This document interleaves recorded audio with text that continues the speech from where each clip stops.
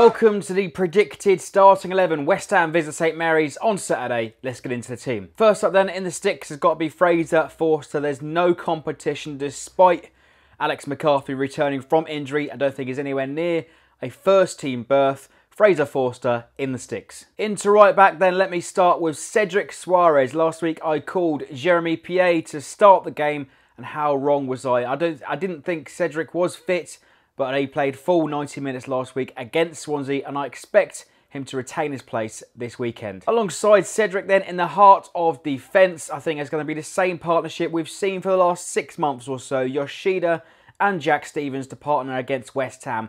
And Yoshida got himself into a couple of great positions last week and was this close to scoring a goal twice on 2 occasions, a free kick and a header. So he's certainly imposing at set pieces.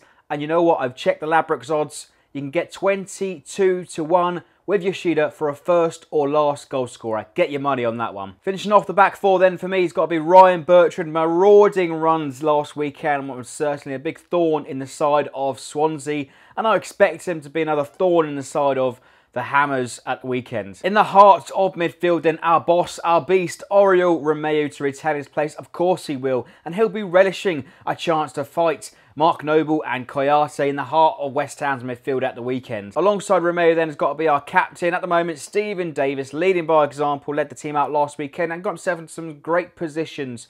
I expect him to retain his place, but I do expect Mario Lemina to be introduced this weekend. I'm not sure as to why he wasn't introduced last week, but he's an authoritative box-to-box, scrappy, tough tackling midfielder. And if we're trailing, we certainly need somebody like Lemina to bring the game back to life. On the right-hand side of the park then, for me, he's got to be James Ward-Prowse. He's trying to make this position into his own, and we're relying on his abilities from dead balls, from the corners, free kicks, and certainly can provide a couple of assists. In the number 10 then, to retain his place for me, it's got to be Dusan Tadic. At the weekend against Swansea, he tried to make things happen, taking a couple of long shots, making the goalkeeper work, and apparently he likes to wind up West Ham, so I'd love to see that get under the skin of West Ham once again at the weekend. Finishing off the midfield then with Nathan Redmond on the left-hand side of the park. A right-footed player, loves to cut inside and take a few shots from range. Got himself into great positions like a few others last weekend, and he links up brilliantly well with Ryan Bertrand on that left-hand side of the pitch. Finishing off the starting 11 then, and I'm going to keep the faith with Manolo Gabbiadini. He's overdue a goal, and he scored on his debut against the Hammers last time out at St Mary's, despite the 3-1 defeat.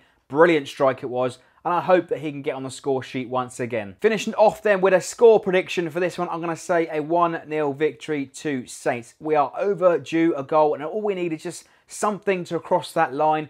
If you want to take 1-0 with Ladbrokes, they're offering 6 to 1 and seems to be a bit of a fan's favourite at the moment. That wraps it up then for the predicted 11 to play West Ham at the weekend. Let me know your thoughts in the comments below. What's your preferred lineup to play the Hammers? Leave us your likes, your comments, and subscribe for more.